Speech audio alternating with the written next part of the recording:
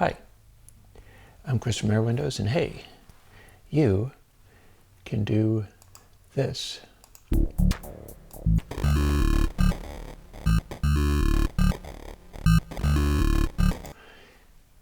Because this is Pockey2.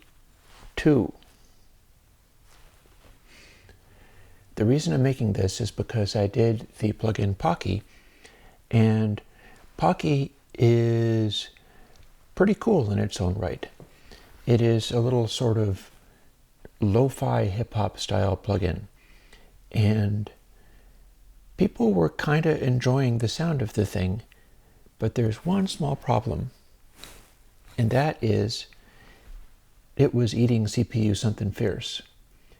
Well, as you can see with Pockey2, the CPU eating problem in Pockey came because the D-res started out at a very low res, like we can hear here. Off, on.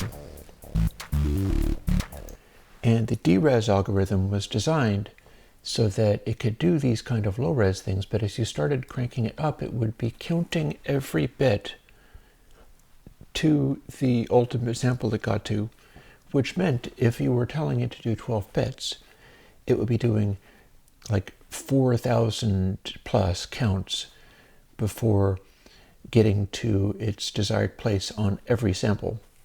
And this became problematic. Well, with Pockey2, we can do low res like 4-bit. This is still uLaw encoding.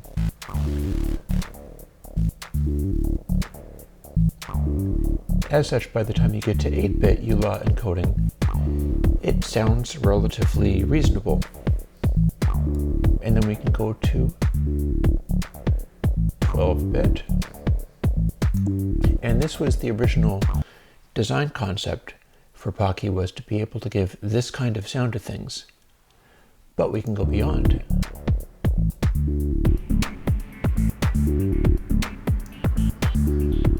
(16-bit). Now, 16-bit uLaw means that the fine details of the sound are so fine that you probably aren't going to hear it as a bit crush effect at all. But you can still use it. And an interesting thing about that is, because it's still uLaw encoded, it's doing a sort of bit crush at 16-bit. That's CD rate, but CD is linear 16-bit. This is uLaw 16-bit. So what you're getting is the fine details being represented by very fine gradations of bit crush, and the coarse stuff is 16-bit. So it's like this is coming from a track on my recent album, Welcome to Free Luna. This is Touring Patrol. I don't think I've used it to demonstrate before. And you can hear the dry sound. This is a bunch of analog synths and things.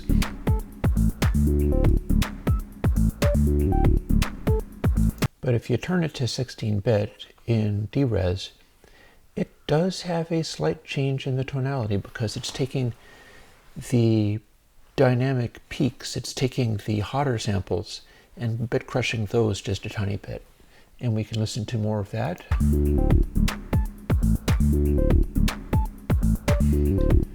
You go to 12-bit, and it's starting to sound a little bit low-bitty. And this is the kind of thing that you can do if you're interested in doing like lo-fi hip-hop or whatever, or anything where you'd like to take the full resolution of your recording and just sort of coarsen it up a little bit. Make it a little more abstract, make it a little less visceral, a little more maybe blocky or 2D or something. We'll go further.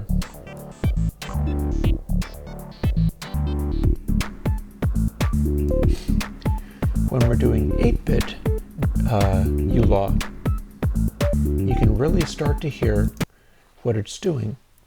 And of course, the low-bit stuff is where the uLaw kicks in. It gives you sort of fine details and reverb tails and things kind of, sort of, it bit crushes them, but you'll start to really hear that the louder peaks of things, the louder sounds, are getting an obvious level of bit crush, much as if you were doing a much lower level of bit crush.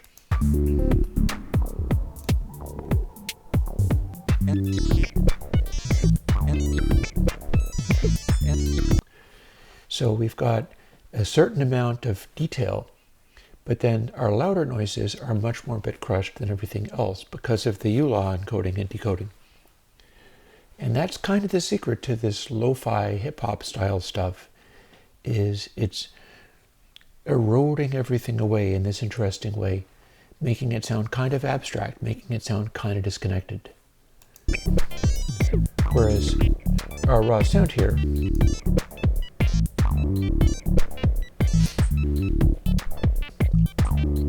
that's a bunch of synthesizer noises with a lot of sort of overtones and character to them, but if we bit crush them this way,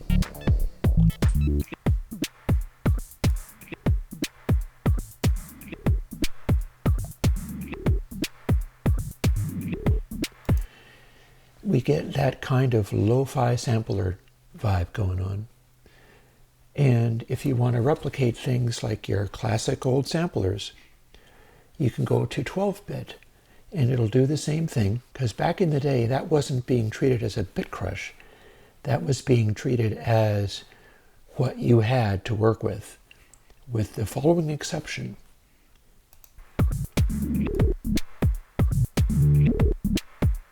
We'll go to 12-bit, and that's giving us the texture and the tone of old school sampling. But one of the things that people did back in the day, which we're going to do with defreak, is since there wasn't available sampling for long passages of sound, they would speed up the sound, sample it, and then play it back slowed down. And that means you start getting a quality like this.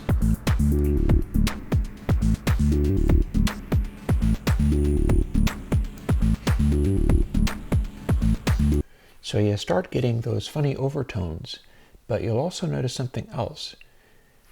The defreak control in Pockey2 is not the same as in Pockey1. It's another upgrade. It's a slightly different flavor. So you can still use Pockey1 if you want that, as long as you can work with the CPU hungriness of this. But this is kind of taking it to another level. And what it means is, listen to the hi-hats when I turn it on.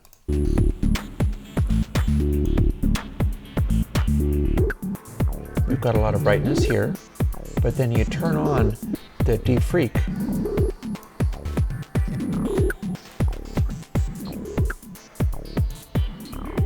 clean,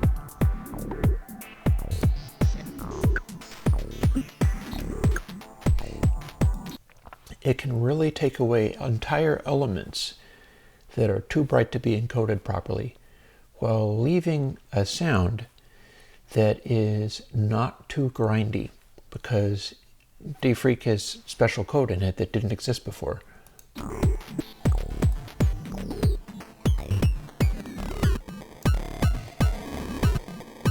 And we can exaggerate it a whole bunch like this. And if we go back to the very intro, you can use that as an effect.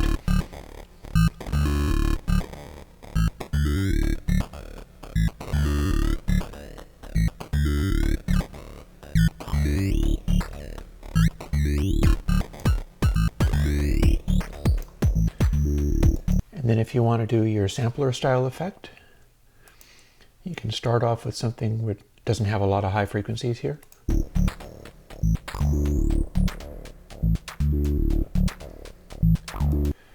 And you get the same kind of thing that you get if you bought an expensive, really old sampler at 12-bit and started working with that. Now I have plans to take this even farther, but for now, clean, old school.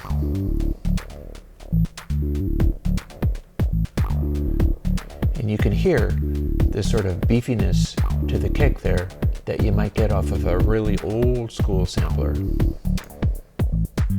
That's what it's supposed to sound like, clean.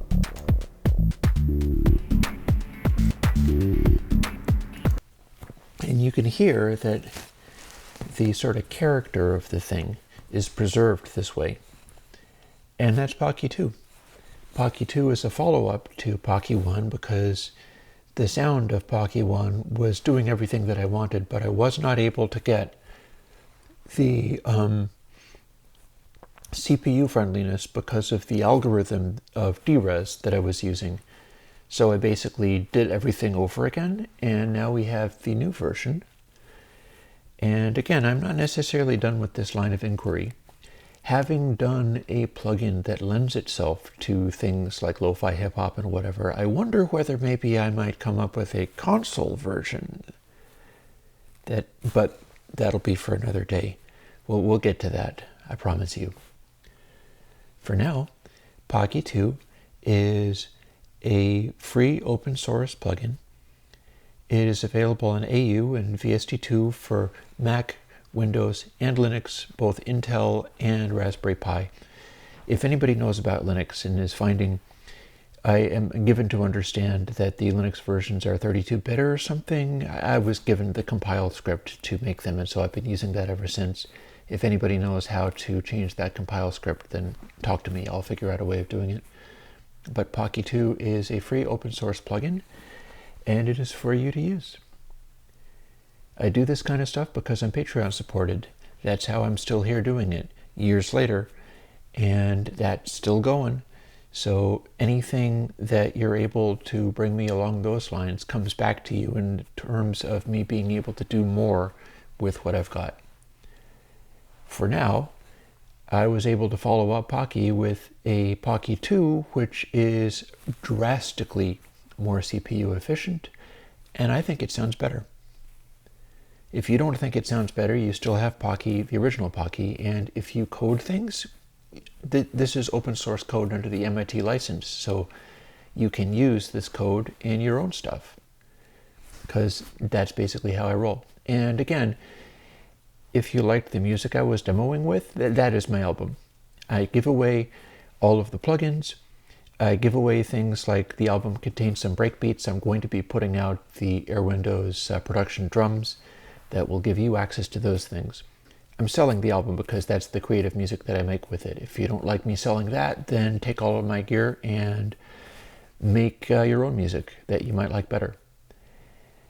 I really appreciate the support that everybody gives to me along the lines of keeping me doing this stuff, and I hope that I am justifying keeping this old fart on the job, as it were. I'll talk to you later. I'm gonna be here in this place in Canada for a while there, and then I'm going to be back in Vermont putting my place back together again. Life is interesting and leads in interesting directions, and I'm looking forward to telling you more about that when I can. Anyhow, I'll talk to you later. Bye-bye.